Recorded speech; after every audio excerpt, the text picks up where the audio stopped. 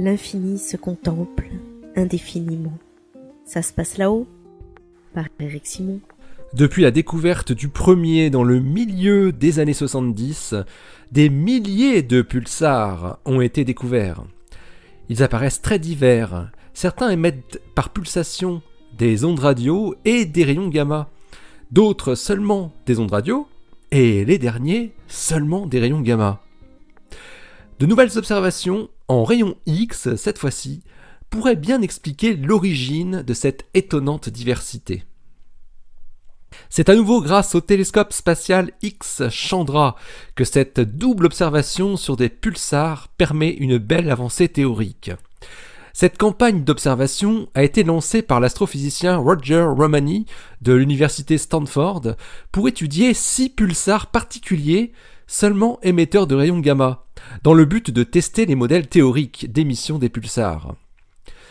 2 articles distincts décrivent dans ce cadre l'observation de nébuleuses de vent de pulsars, entourant d'un côté le pulsar Geminga, par l'étude de Bettina Posselt et al., qui est publiée dans The Astrophysical Journal, et de l'autre, le pulsar PSR B0-355-54, une étude de Noel Klinger et ses collaborateurs, publiée également dans The Astrophysical Journal. Les nébuleuses de vent de pulsars sont de vastes nuages de particules de haute énergie, qui sont produits par les étoiles à neutrons en rotation rapide. Chandra a permis d'imager la forme de ces nébuleuses de vent de pulsars ainsi que leur orientation. La forme de cette émission suggère une explication géométrique à la diversité des pulsars. Sur Geminga, les observations de Chandra ont totalisé 8 jours entiers répartis sur plusieurs années. Elles montrent des grandes traînées arquées s'étendant sur une demi-année-lumière, associée à une structure étroite située tout juste derrière le pulsar.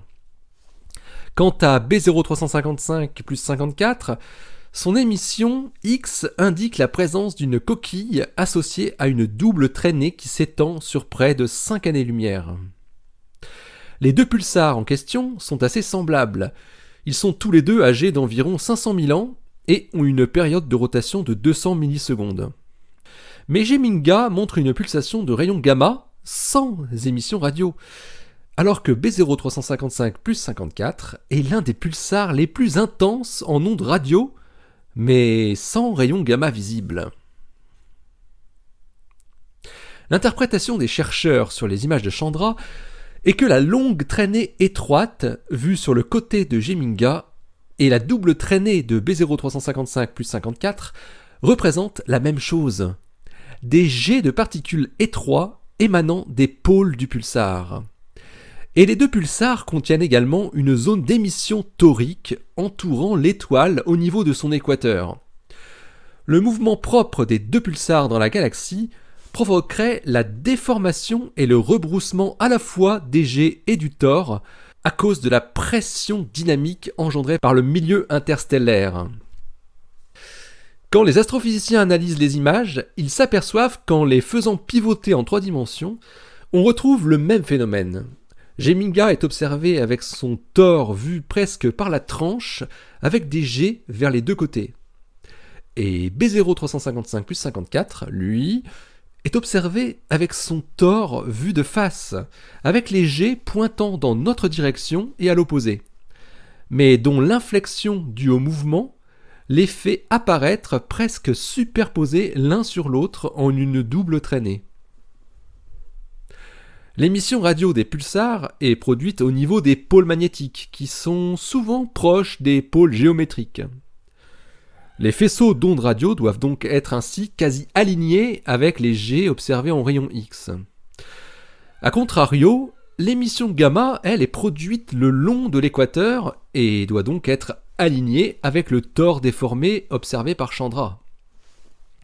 Comme Geminga est vu avec son tor X par la tranche, il apparaît donc logique que nous détectons des pulsations gamma, les pulsations radio étant émises orthogonalement et donc non vues. Et inversement, avec B0-355-54, c'est le faisceau d'ondes radio et le GX qui se trouvent dans notre ligne de visée et l'émission gamma nous échappe car émise dans la direction perpendiculaire. L'émission en rayon X, induite par les pulsars, permet donc de comprendre comment fonctionnent leurs émissions radio et en rayon gamma. Une belle complémentarité de rayonnement pour dévoiler un peu plus ces résidus de supernova. Les deux articles donc de Bettina Posselt d'une part, et ses collaborateurs bien sûr, et de Noel Klinger d'autre part, sont parus tous les deux dans The Astrophysical Journal. Le premier, lui, s'appelle Geminga Puzzling Pulsar Wind Nebula, dans le numéro 835, en date du 18 janvier 2017. Et le second, Deep Chandra Observations of the Pulsar Wind Nebula created by PSR BO 355 plus 54. Et dans le numéro 833, lui daté du 20 décembre 2016. Allez, restez bien à l'écoute sur le www.saspacelahau.fr. Ça se passe là-haut, le blog où l'univers des pulsars se contemple indéfiniment. Et ça se contemple, ça s'écoute surtout sur PodCloud, sur iTunes, sur Stitcher et puis tiens sur YouTube aussi. Allez, d'ici la prochaine, portez-vous très bien, restez bien les yeux vers le ciel et les pieds sur terre malgré le froid. Allez, salut.